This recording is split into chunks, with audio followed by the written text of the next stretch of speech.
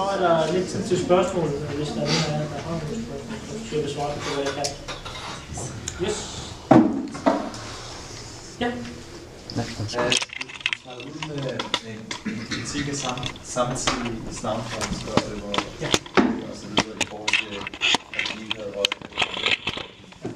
Kan du bare uddybe på, hvad er det for noget analytisk, du mener, de mange, eller går glip af lidt af ikke at have se i mente? Hvad er uddannet politolog? Nej, jeg er mellemstuderende. Okay, fordi i politologien, jeg har faktisk skrevet en artikel, som ikke er publiceret endnu. Den kommer til februar.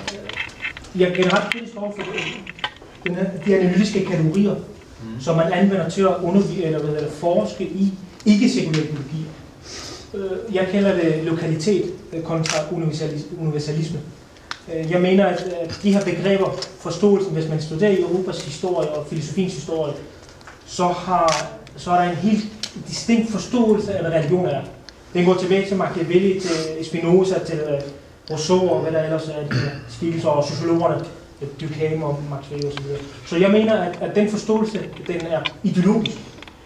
Man kan sagtens kritisere religioner, alle mulige religioner, men jeg mener, at den kritik, man har, den er for kulturelt determineret. Så man kommer faktisk til Roy, Kibel, til Tibi, man kunne nævne de her politologer, de kommer til at reproducere allerede accepterede domme om, hvad religion er. Så religion og politik, det er nogle to distinkte størrelser, de skal holdes adskilt fra hinanden. Allerede der, det er normativt grundlag. Det grundlag kan man ikke starte videnskab med. Så på den måde, min kritik af den er videnskabsfilosofisk. Jeg har nogle andre teoretikere, en der hedder Ricoeur, Mannheim, Bloch. De taler om ideologi og utopi, hvor de kommer hinsides det religiøse og det politiske. Hvor de mener, at mennesket som menneske producerer ideologier og utopier. Derudfra vil jeg forsøge at gentolke hele deres konceptuelle begrebsdannelse. Ja. Hvis jeg lige kan, fordi det lyder så meget, og jeg er ikke sikker på, at jeg forstår 100%, men hvis du går bare ret til. Altså ligesom at vestlige forskere kigger på den protestantiske religion som sådan en udvikling, en idehistorisk udvikling fra forskellige tænkere, europæiske tænkere, Weber, Machiavelli, etc. etc. Det blik mangler man i deres undersøgelse af islamismen for eksempel. Nej, det er ikke det, jeg mener. Jeg mener, at begreberne religion og politik er kulturelle, altså kulturelt determineret. Det hører til en bestemt kultur, og de har deres egen historie. Det kan man kan godt anvende det på kristendom, og særligt protestantisk kristendom, fordi netop den Luther adskiller religion og politik, og hvem der ellers er, hvad er det, teologer, moderne protestantiske ting om. Og når vi taler om kristendom, så er det fint nok. Men når vi tager det her kulturspecifikke forståelse over til en anden kultur, om det så er islam eller ikke islam, så gør vi vold mod det, vi undersøger. Så vi forvrænger det forhold, vi gerne vil undersøge. Hvis du har læst Said, så er det faktisk lidt af en form for orientalisme. Okay. Jeg kalder det bare begrebsliggørelse. Ja, det er jo meget teoretisk, det vil jeg holde mig helt fra. Jeg er gammeldags feminist, og jeg har ofte stødt på store problemer, når jeg diskuterer om så må sige den vestlige frigørelsesfeminisme med, ikke sige med muslimer, men i hvert fald med islamister, hvis vi kan bruge det ord. Ikke fordi, at jeg oplever, at de sådan er særlig velfunderede efter at have hørt på dig i dag, men det er jo voldsomt svært, når jeg som feminist uddannet om så må sige 40 år, men får at vide, at det kan jeg ikke diskutere, fordi jeg har ikke den teologiske viden, der skal til, for at diskutere, hvad jeg oplever af problemer i forhold til kvindefrigørelse og ligestilling, når jeg ser islamismen vokse. Og det har du sådan set også selv sagt, da du startede her til aften, at man skal kunne forstå det her. Så hvordan skal vi løse det problem, synes du? Altså, det første spørgsmål er, hvad jeg vil stille jer om islamismen selv, forstår islamisk teologi, og at danse inden for det, det er jeg ikke sikker på mange af dem. Men altså, på den anden side kan man sige, det er jo to ideologiske skoler, som møder hinanden. Problemet med ideologisk tænkning er, hvis man er overbevist ideolog, så har man jo allerede antaget sandheden. Og så er der en sandhed på en anden måde. Så det clasher faktisk. Altså, man skal også som feminist, hvis man vil gerne diskutere med andre, så skal man også sige, okay, hvad er det, du kan give mig? Hvad er det tanker, du har, som jeg vil kunne acceptere? Så når to dogmer møder hinanden, og man ikke giver sig, så kan man heller ikke diskutere. Altså hvis man er alt for overbevist om sin egen overbevisning, det vil jeg sige den største fejl, man kan begå som menneske. Man skal være altid kritisk overfor, eller være åben for kritik.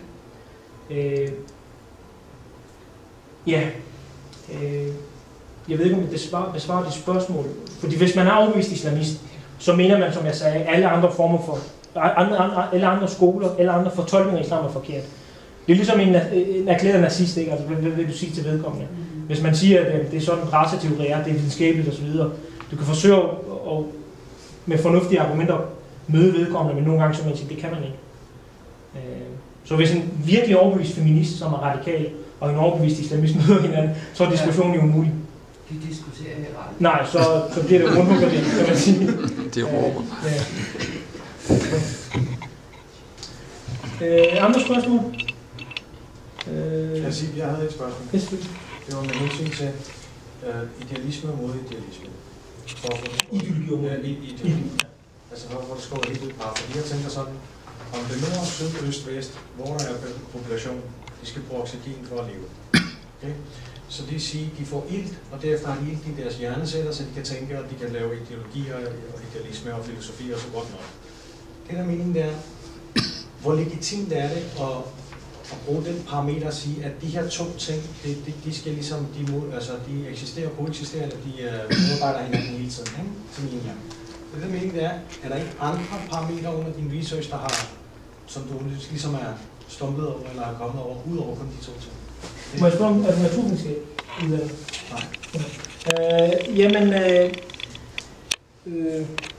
Ja, det er jo et godt spørgsmål. Jeg skal forsøge at svare så godt jeg kan.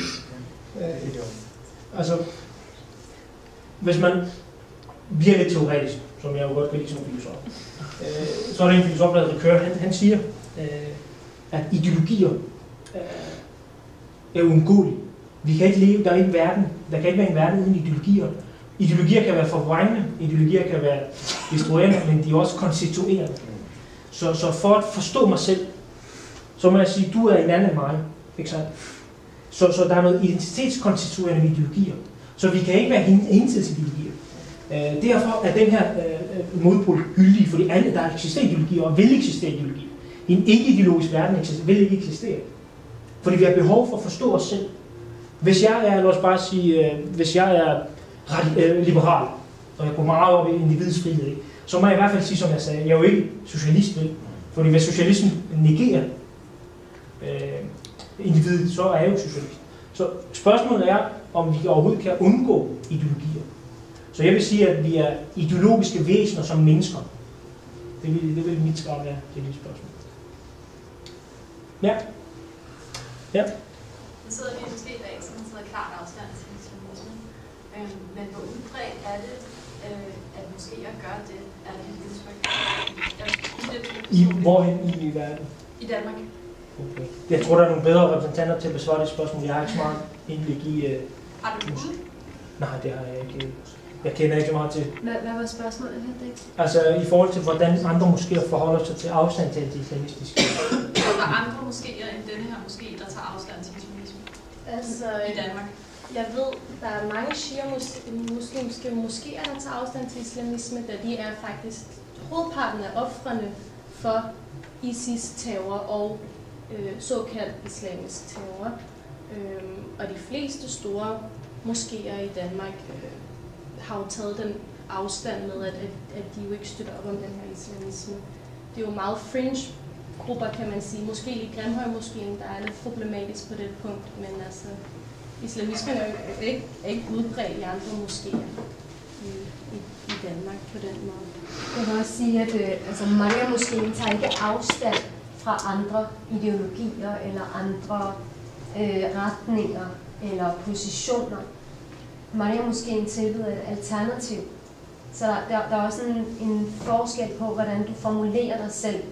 Altså er dit mål at tage afstand fra andre, eller identificere dig i modsætning til andre, Eller har du et udgangspunkt, hvor du siger, jeg anerkender, at der er andre positioner. Der findes mange forskellige fortolkninger af islam, tilgang til islam. Der er, altså som sagt, man kan ikke tale om islamismen som en helhed. Der er reformislamisme, der er radikal islamisme, der er jihadisme, der er mange forskellige former for islamismer. Så vi har aldrig brugt termen, at vi tager afstand fra andre positioner. Vi siger, der findes et væld af positioner blandt muslimer i Danmark. Og vi i Maria-moskéen har en sufi, eller indtager en sufi-position. Vi er på sufi-vejen. Maria-moskéen er baseret på sufismen. Så ja, det er bare sådan en nuanceforskel i forhold til, hvordan artikulerer vi vores projekt, eller vores... Altså, jeg vil helst ikke bruge ideologi, fordi vi forsøger ligesom at gøre op med den tankegang, at... jeg ved ikke, om det giver mening. Så der er forskel på at etablere et alternativ, og så sige, at vi tager afstand fra det. Men i vores alternativ repræsenterer vi noget væsentligt forskelligt fra de her former for islamismer. Det er klart. Og hvis der er tale om islamismer, der begår vold eller terror eller advokerer for det, så tager vi selvfølgelig afstand fra den form for islamisme. Og det gør majoriteten af danske moskéer. Altså jeg har ikke hørt om nogen, der bifalder det, hverken i Danmark eller... Altså, og i Danmark har vi også kun, tror jeg, en moské, som er sådan udpræget islamistisk, hvor resten af danske moskéer, de er ikke islamistiske. Ja.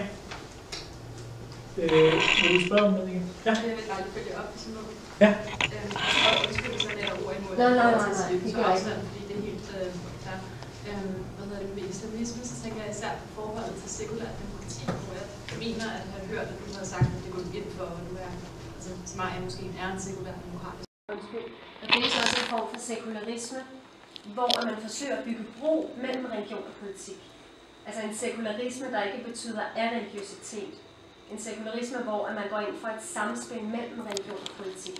Og den form for sekularisme går vi ind for i Maria-moskéen. Det er den, vi ligesom også vedkender os.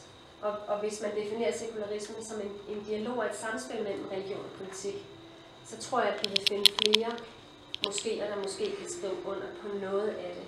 Men det er jo igen også et spørgsmål om sprog og hvordan vi definerer os selv. Og der er også mange muslimer, som ikke har lyst til at bruge de her specifikke kategorier, fordi de ligesom opererer inden for andre kategorier, når de skal forklare deres religion, eller deres eksistens, eller samspillet mellem det at være menneske og være religiøs i et samfund. Det tror jeg også, man skal have for øje, når man går ind og spørger, kan det forbindes eller ikke? Giver det mening? Ja, det vil jeg ikke tage en masse taletid, når jeg opponerer mod det. Kunne du sige noget om demokrati også? Altså, det lyder meget som om, du har lavet et meget stort hop i din antagelse. Og sige, det her det er begrebet, som jeg vil have, at de skal definere. Hvis de ikke gør det, så tager de ikke afstand. Og det er det, jeg tror, Shalin prøver at fortælle dig. Du har måske også selv lavet en meget stor antagelse omkring, hvad de ligger, altså uden faktisk at prøve at eksplorere, hvad sekularisme måske kunne betyde for dem. Altså ligesom når man taler om demokrati som et overordnet begreb. Der er jo mange former for demokrati. Og du er også selv nødsaget til at definere det, før du kan anklage andre for ikke at tage afstand fra det. Hvis vi taler om demokrati som lige rettigheder, hver mand en stemme, at vi er ligeværdige, ligestillede, så vil de fleste muslimer skrive under på, at de går ind for demokrati. Jeg har også haft, jeg kan huske, at jeg underviste på et tidspunkt i islamisme på Folkeuniversitetet, og så inviterede jeg en fra Hizb ut-Tahrir ind, altså deres leder på det tidspunkt, til at komme ind og fortælle om islamisme, fordi at vi havde om islamisme. Så i stedet for at det er også en måde at studere farlige emner på en mindre farlig måde, ved at give ordet til dem, som repræsenterer ideologien. Og der spurgte jeg ham direkte, jamen hvis vi definerer demokrati som hver mand en stemme, kvinder og mænd har lige rettigheder, lige muligheder, kan du så skrive under på demokratiet? Og så sagde han ja. Det sagde han foran hele den der klasse. Så jeg tror også, det er meget vigtigt, når vi taler med hinanden og om hinanden, at vi Fordi nogle gange så er det vores kategorier, der adskiller os fra hinanden. Så at vi sådan prøver virkelig at være specifikke omkring, hvad er det, vi forstår i vores kategorier. Når vi taler sekularisme, hvordan definerer vi sekularisme? Er det en neutral term, der betinger forhold mellem religion og politik? Er det en konsekvent uforbeholden adskillelse af religion og politik, eller er det et samspil og en dialog mellem religion og politik? Fordi det er 3 meget forskellige kategorier og definitioner og tilgange til sekularisme. Ja. Ja, andre spørgsmål? Jeg havde et til oplæg. Ja, du nævner, at, at Bruddu og Khomeini havde nogle forskelle i forhold til, hvilken del af samfundet, hvilken del af ummaen, der ligesom var katalysator for den her samfundsmæssige forandring. Kunne du bare gentage det igen? Var det Khomeini, der mente, at det var de lærte, og hvad mente Bruddu? Man kan sige, svaret på spørgsmålet egentlig oplyses ret godt i forhold til, hvilken uddannelse de har. Khomeini er en lærer, han har studeret i Najaf, han har studeret i Iran og så videre, hvor han er teologisk skole, han har 30-35 års studier, han er en virkelig dannet person, uafhængig af hvad man mener om ham. Krudpan var mere, som Shariati, var mere en ny intellektuel, altså en ny gruppe af ideologer, som egentlig ikke var skolet inden for islamisk teologi. De var mere deres egen selvfortolkning. Og den går tilbage til modernisme, som jeg forklarede, hvor man taler om, at man skulle faktisk, altså de her ideologier, det kendetegner ved, at man går imod religiøs dogmatisme. Man taler om, at islamisk teologi skal defineres. På mange måder er det her projekt, I har, det er jo også lidt af det samme præget af det, fordi her er der også en kvindelig, en mere lokal definition af, hvad islam er, som man vil have lov til, med al respekt, og kører ikke sandt. Det samme med islamismen, altså islamismen, feminismen, alle skoler i moderne islamisk tænkning er præget af, at man går imod autoriteter. Khomeini, han taler om, at vi skal, det er for eller det vil sige, de lærte. Og hvis man kender til islamiske, eller måske iransk struktur, så har de sådan en form for platonisk, hierarki i forhold til, hvad er det, man kalder den? De har en teologer, som teologer, som har forfatningsmæssig magt. Og det går tilbage til Al-Farabi, en muslimsk filosof, der overtog Platons tænkning, som Khomeini egentlig studerede ret hæftigt. Han studerede faktisk også Platon. Så på mange måder er Khomeinis samfundskonstellation meget mere klassisk, hvor Krud og Shariati og de her, de er meget mere anti-autoritære. Altså de går fuldstændig imod eksisterende forhold. Så der er stor forskel mellem. Andre spørgsmål?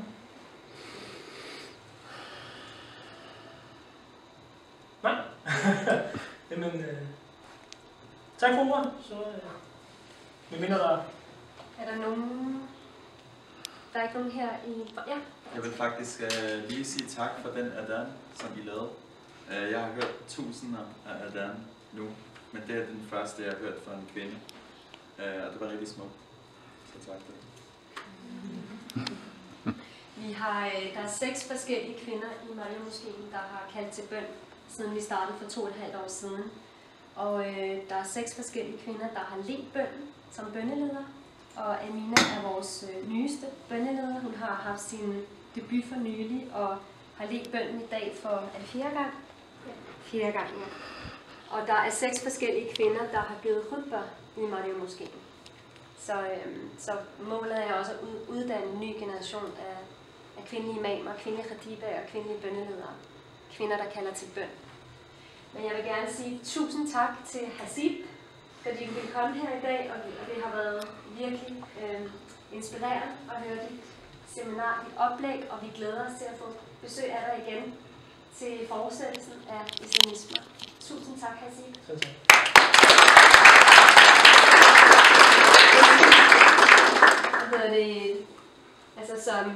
Som muslimer, så tror vi på, at det kun er Gud, der fortjener at blive æret, så derfor så klapper vi ikke, når der er en, der har holdt foredrag. Nej, det var bare sjovt. Men så vil jeg sige, at inden I går, så vil vi virkelig værdsætte, hvis I havde lyst til at give en lille donation til Maria-moskeen. Vi arbejder alle sammen frivilligt, og moskeen kører på frivillighed. Og det kan være en lille, større donation, og fordi vi ikke har fået vores eget MobilePay-nummer endnu, det vi er ved at få oprettet, så har vi et telefonnummer derude. Men så er det meget vigtigt, at I skriver donation til Maria Moskeen, og så jeres navn. Kan jeg lige sende penge til et mobile-nummer? Hvem Ja, har så sendt penge til? Ja, men det er ikke Maria Moskeens, det er fordi, vi har forskellige foreninger. Men bare rolig. Du har skrevet dit navn på. Nej, donation. Så må I google nummeret. Ja, men vi skal nok sørge for, at det kommer i den rigtige kasse. Men har du skrevet donation på? Nej, jeg har bare sendt penge til. Den tager vi bag på mig. Det skal vi nok finde ud af. Og så vil jeg sige, at når vi så har doneret, så er I velkommen til at tage den her lille perle af en bog. Den kan I så få ganske gratis. Og det er en donation, som Jesper Petersen har givet til Maria Moskeen. Og det han laver Ph.D. om kvindelige imamer i Europa. Og det er en lille perle af en bog, I kan læse her, inden I går i seng i aften. Men den handler om kvinderne i Medina. Og den her bog viser, at kvindelige imamer på ingen måde er et fænomen. Det er ikke en revolution. Vi går faktisk tilbage til kilderne, vi går tilbage til udgangspunktet. I profet Muhammeds husmoské i Medina i 600-tallet var der 2 kvinder, der ledte bønnen for andre kvinder. Det var Aisha og Salama. De ledte bønnen efter hans død. Og der findes også hadithberetninger om, at profeten udnævner en kvinde, der hedder Umaraka, til at lede bønnen for hendes husholdning, for hendes community. Hun havde sin egen husmoské. Så der er i hvert fald 3 beretninger, eller der er 3 eksempler på 3 kvinder, som har ledt bønnen på profetens tid, og lige efter profetens død i 600-tallet. Så det er altså ikke en ny tradition, vi har startet, eller en lille lokal tradition. Det er faktisk noget, som har rødder tilbage til profetens tradition og til 600-tallet. I kildematerialet er Ibn Sa'd, som er en historiker fra det 8. århundrede, og han har skrevet et biografisk leksikon, som hedder Kitab al-Tabaqat al-Kabir, til jer, der har lyst til at studere videre.